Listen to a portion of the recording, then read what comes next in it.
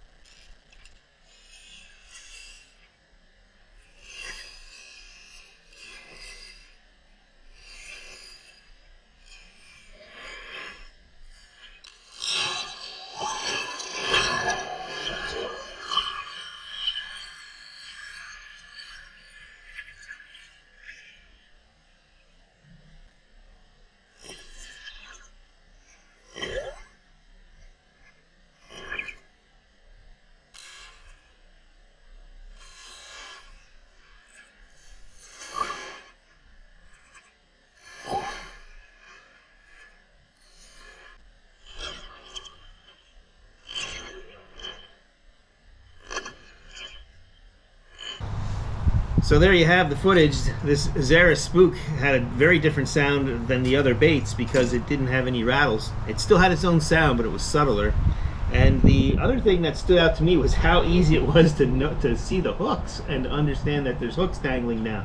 Makes me wonder if it would be better to have less hooks or some way to hide the hooks, but it seems like overall the fish don't care. Maybe that appears to be like moving fins and that kind of thing. The other thing you can do is use tail feathers on the hooks to kind of hide them that way. Let me know what you think. I'd love to hear your comments. And if you like this kind of video, let me know, because in the future I intend to do more of this. Now, one thing to be aware of is the water is cold now. Well, it's not cold yet. The water is getting colder now. And so the colder the water gets, the more dense it is.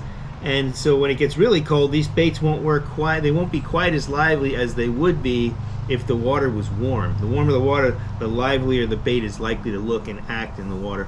So something to be aware of. I'm guessing that the water temp of what I was throwing out there today was probably in the low 50s, high 40s, something in that range. If you want to see that video where I show the modification to put these eye bolts in a Zara Spook, take a look right here. And until next time, be safe out there. Hope to see you on the water. And as always, may God bless your fishing endeavors.